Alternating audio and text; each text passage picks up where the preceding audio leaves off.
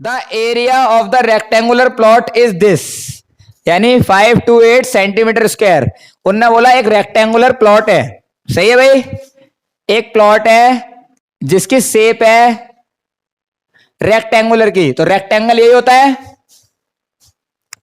और इसका जो एरिया है बॉस, ये एरिया दे रखा है आपको 528 सेंटीमीटर स्क्वायर, सही है,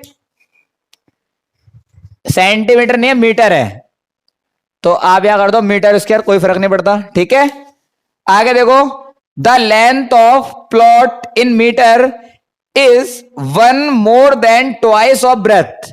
जो लंबाई है रेक्टेंगल की वो चौड़ाई के 2 गुने से 1 ज्यादा है। क्या बोला उसने, लेंथ जो है वो 1 ज्यादा है चौड़ाई के 2 गुने से, तो पहले आपको लेट करना पड़ेगा। तो मैंने क्या बोला, इसको अपन बोलते हैं बॉस लेंथ, जिसको एल बोलते हैं, इसको बोलते हैं बॉस ब्रेथ, जिसको हम बी बोलते हैं, यस और नो। तो मैंने अज्यूम कर लिया लेट द सेकंड की पहली सिचुएशन है ना, ये आपका सॉल्यूशन। तो लेट द, जिससे भी कंपैरिजन कर रहा हो, कौन किससे 2 गुना है 3 गुना, उसी को पहले मानते हैं। तो let the breadth be X, किसकी ब्रेथ है, तो लिख दे दो, आप लिख दो let the breadth of rectangular plot be X, कोई दिक्कत नहीं है, और साइड होती है मीटर में, तो एक्स मीटर, कोई दिक्कत। अब आगे मैंने बोला and length of rectangular plot be. अब देखो लेंथ के लिए उन्होंने क्या बोला कि जो भी आपकी ब्रेथ है, ब्रेथ एक्स है, ब्रेथ का 2 गुना कितना होता है बोलो, इसका 2 टाइम्स, तो एक्स का 2 गुना और उससे कितने ज्यादा, 1 मोर देन, तो प्लस का 1, इसको बोलते हैं मोर देन 1, ओके, प्लस मोर, ओके। तो आपने प्लस कर दिया 1, कोई दिक्कत। तो आपकी इक्वेशन क्या बन गई, सॉल्व करोगे तो 2x + 1, बोलो ये बन के तैयार हो गया मीटर में। तो ये रही आपकी लेंथ और ये रही आपकी ब्रेथ। अब बोला गया अकॉर्डिंग टू क्वेश्चन, और आपको लास्ट में बोला गया है क्या फाइंड करना है, इसने बोला we need to find the length and breadth of the plot. आपको प्लॉट की लंबाई और चौड़ाई निकालनी है, क्या होगी, ठीक है। अब देखो क्वेश्चन 2 है, इन्होंने नीचे तो फाइंड करवा दिया अपन से कि लंबाई और चौड़ाई क्या होगी, और आपसे ऊपर पूछ रहा है कि आपको इक्वेशन बनानी है ओनली क्वाड्रेटिक। तो मैं आपको दोनों सिखाऊंगा, क्वाड्रेटिक इक्वेशन बनाना और फिर बाद में इक्वेशन से सॉल्यूशन निकालना, ओके। चलो भाई आओ करते हैं। तो मैंने कहा आपको पता है कि एरिया ऑफ रेक्टेंगल क्या होता है, बताओ, area of rectangle length into breadth क्या होता है। हाँ अब देखो एरिया कितना गिवन है आपका boss, 528 is equal to length कितनी गिवन निकाली मैंने अभी 2x + 1, और ब्रेथ कितनी मैंने मानी है x, बोलो कोई डाउट। इसको इंटू कराओ तो 2x को इससे इंटू करेंगे तो 2x², x को 1 से कराओगे तो x बन जाए x, और यहां आ गया 528, कोई दिक्कत। तो मैंने कहा 2x² को यहीं पे रखा प्लस x को भी यहीं पे रखा, ये प्लस का अंदर जाएगा तो माइनस का 528 = 0। बताओ ये फॉर्म आ गई क्वाड्रेटिक इक्वेशन की। तो ये आपकी इक्वेशन जो मांगा था अपन से, सिचुएशन को क्वाड्रेटिक फॉर्म में लेकर आओ, तो मैं लेकर आ गया। अब बात आती है, ये आंसर हो चुका है आपका, अगर आप बुक के पीछे देखोगे तो यही आंसर होगा। लेकिन अब मैंने बोला आपको निकालनी है लंबाई और चौड़ाई, लंबाई है कितनी और चौड़ाई है कितनी। तो देखो मैं आपको निकालना सिखाता हूं।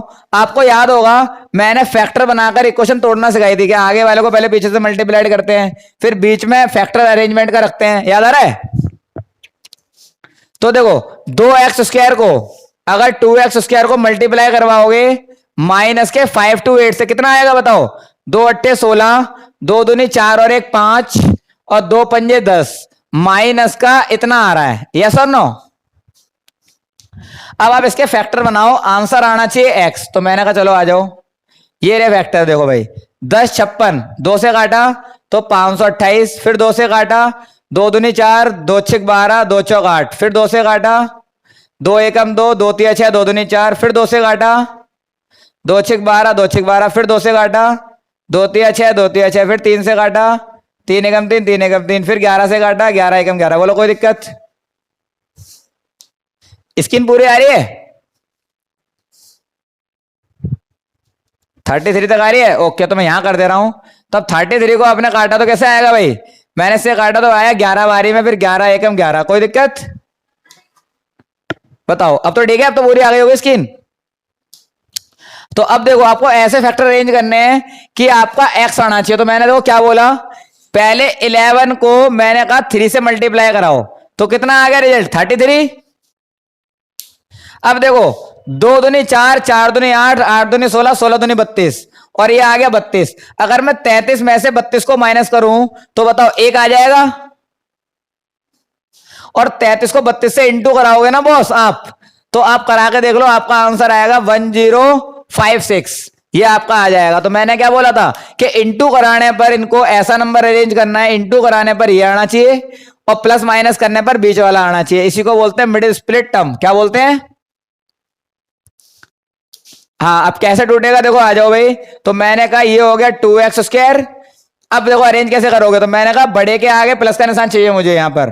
तो मैंने क्या कहा, 33x माइनस का 32x और माइनस का 528 एज इट इज। आगे वाले को पीछे वाले को एज इट इज रखते हैं, बीच में अरेंजमेंट करना होता है। यस और नो? तो अब यहां पर कॉमन ले लो। कॉमन लेना मैंने आपको सिखाया था, इधर भी x है इधर भी x है, लेकिन 2 के टेबल में ये आता है लेकिन ये नहीं आता। तो मैंने बोला x कॉमन ले लो। तो क्या आया भाई? 2x प्लस x चला गया, क्या बचा? 33। यहां मैंने कहा कॉमन ले लो। क्या लिया मैंने कॉमन? मैंने कॉमन ले लिया बॉस, 2 कॉमन आ रहा है, सॉरी 2 बोल रहा हूं, 16 कॉमन आ रहा है। चेक करो, देखो मैं आपको दिखाता हूं ऐसा नंबर लेना। हाँ बोलो। देखो मैंने बोला 16 कॉमन ले लिया मैंने। अब देखो 16 यहां पर से कॉमन ले तो यहां क्या बचा होगा? x यहां पर है लेकिन यहां पर नहीं है, तो यहां पर बचा होगा 2x, और यहां पर करोगे तो आएगा प्लस का 33।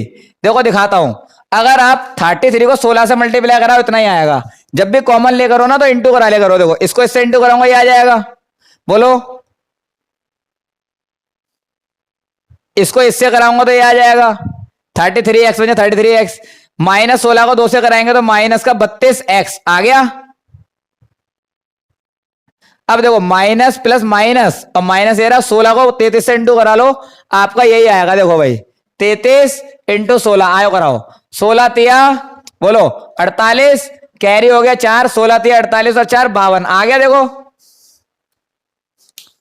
और आपको पता है जब आपके बीच वाले मैच कर जाते हैं तो आपने फैक्टर जो बनाया है वो ठीक बनाया है, ये पता लग जाता है। तो देखो बीच वाले आपके मैच कर रहे हैं, तो आप इन दोनों को भी कॉमन ले लोगे तो क्या बनेगा फैक्टर? 2x प्लस 33, इसे ले लिया तो क्या बचा? इधर x बचा, इधर माइनस का 16 बचा, इक्वल टू 0। बोलो कोई डाउट? तो अब 2 वैल्यू लिख लेंगे। एक बार तो मैं 2x प्लस 33 की वैल्यू 0 के बराबर रख दूंगा, एक बार इसके बराबर 0, एक बार x माइनस 16 के बराबर 0 रख दूंगा। याद है ऐसा करते थे अपन? अब देखो यहां से वैल्यू निकालोगे तो 2x, ये प्लस का 33 उधर जाएगा तो माइनस का 33, ये इंटू में नीचे जाएगा तो डिवाइड में। अब आई बात बताओ, आपने x क्या माना है? आपने x माना था ब्रेथ। कभी साइड नेगेटिव में होती है? नहीं होती ना, तो नेगेटिव कभी हो नहीं सकता, तो ये आ जाएगा नॉट पॉसिबल। बात समझ में आ गई? अब इधर से निकालो वैल्यू, तो x की वैल्यू इधर निकल जाएगी, माइनस का 16 उधर जाएगा तो प्लस का 16। अब ये आ रही है 16 मीटर, तो 16 मीटर हो सकती है क्योंकि पॉजिटिव में साइड होती है, तो ये वाली आपकी पॉसिबल हो जाएगी। अब मेरी बात समझो, 16 मीटर अगर ये आ गया तो ये मैंने क्या बोला था? 2 गुना है, तो 16 का डबल हो जाएगा 32, और 32 में 1 जोड़ दिया, कितना आ जाएगा बॉस? 33। कोई दिक्कत? तो लंबाई आपने निकाल ली, चौड़ाई आपने निकाल ली, ये रही एल ये रही बी, और आपको मैंने अभी बताया था कि एरिया क्या होता है? L into B. तो आप देखो एग्जाम में बैठे बैठे अपना आंसर चेक कर सकते हो, जो आपने एल और बी निकाले हैं, अगर आप इन दोनों को इंटू कराओ, एल इंटू बी, सही है भाई, एल इंटू बी कराओगे तो आपको एरिया आएगा। इनको इंटू कराया मैंने अभी अभी, देखो ये कराया था, तो कितना आ रहा था? 528 आ रहा था। तो इसका मतलब आपने जो निकाली है साइड है वो सही निकाली है। बात समझ में आ गई?